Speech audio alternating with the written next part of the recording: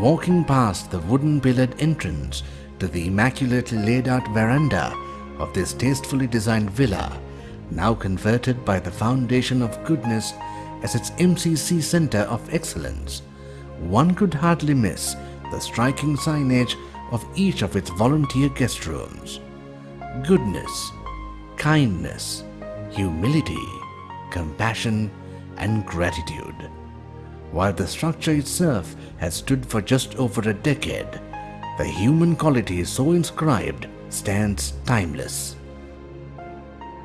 The embodiment of these human qualities in the founder Kushal Gunasekara inspired him to set up the Foundation of Goodness in 1999 with a simple objective in mind.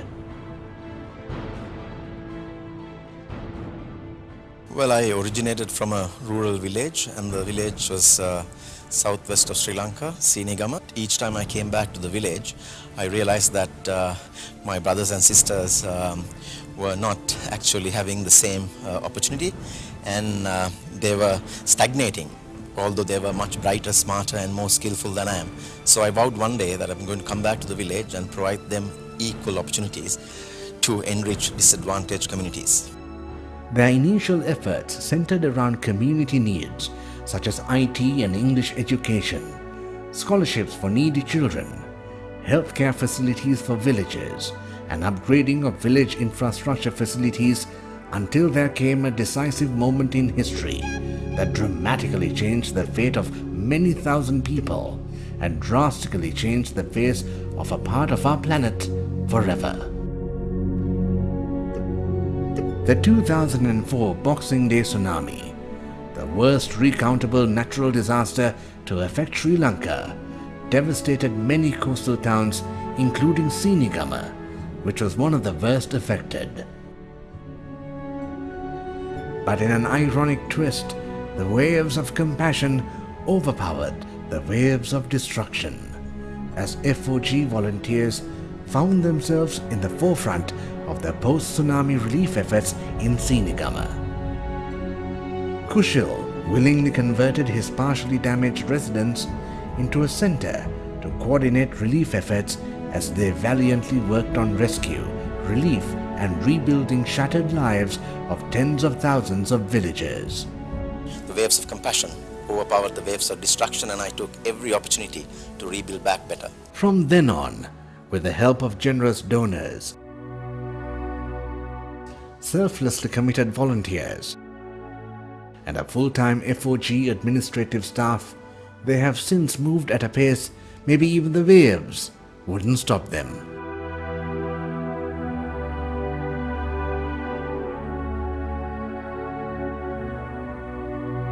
Recognized by the RMIT University of Australia as the best post-tsunami initiative of all countries affected and featured on Discovery Channel, Channel News Asia, Reuters, and the Travel Channel to worldwide audiences as a unique and extensive rural development model. Today their services spans across numerous sectors: health and well-being, education and educational assistance, sports facilities and training, skills development, vocational training, women's enterprise, community empowerment, environmental management. These programs, offered free of cost, have made an enormous difference in the lives of 200,000 people across 50 villages covering 30 empowerment sectors, highlighting their efforts not only due to their extensive scope, but also due to their sustainable nature. And many are the success stories that flow from the extensive facilities which FOG operate today. Nirosha Sandamali, who joined the IT training course under FOG's Skills Development Program, is today a salaried staff member at their own BPO unit. Achala Priyadarshini, who followed the beauty culture course at FOG's Women's Enterprise Training Unit, proudly runs her own salon today. N. Manuja, who lost her two sisters trapped in the ill-fated train washed away by the tsunami waves, is today a certified professional diver, ecstatic with a job offer from Abu Dhabi. Inesha Krishanthi, who had a dream of becoming a teacher, is overjoyed at the opportunity afforded to her at FOG's Lairu preschool. Happiness! Today, people in Sinigama and 50 other villages ride the waves of success thanks to FOG's determined drive to transform their outlook on life from that of hopelessness to one of hopefulness, to enjoy an entirely new quality of life.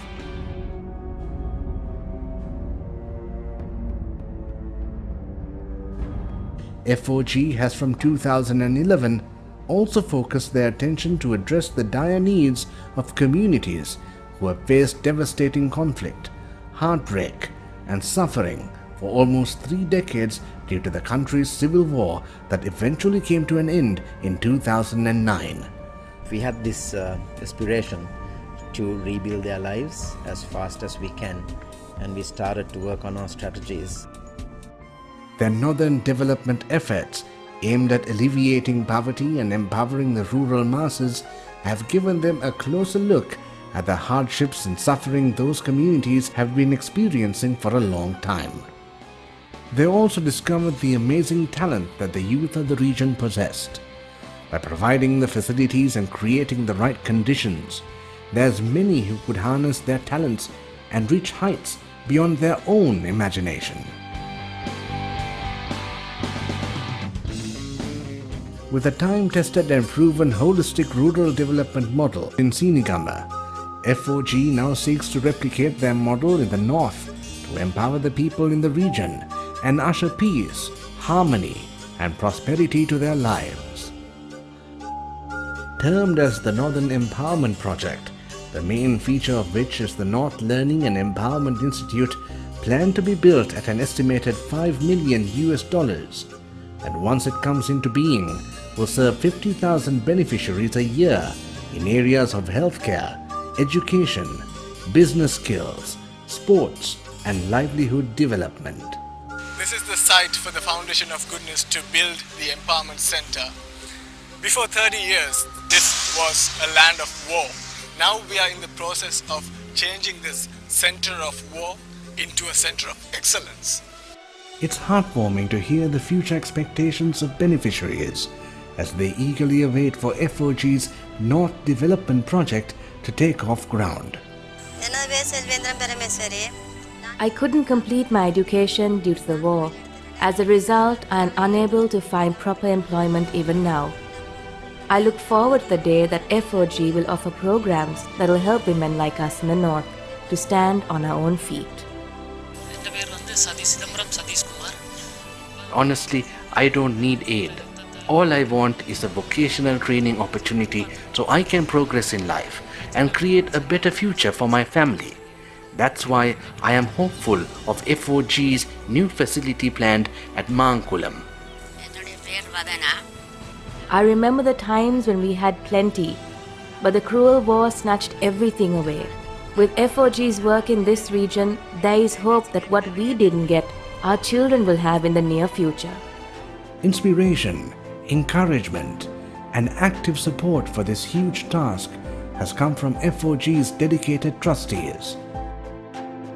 Founder trustee Muthaya Muralidharan with the Murali Harmony Cup Cricket Tournament, Kumar Sangakkara with his Bikes for Life campaign, Mahila Jayawardena through the Mahila Foundation. Committed support from other greats such as Sir Ian Botham, Michael Vaughan, and MCC President Christopher Martin Jenkins, who visited the site of North Empowerment Project, have further inspired FOG to make this project a reality. I think it's about awareness, and that's what we're here to, is to create awareness. You need to do something to tell people it's actually here. Come and have a look. FOG attributes their journey of success to an important philosophy, the concept of gratitude. For every good deed received, a good deed must be done.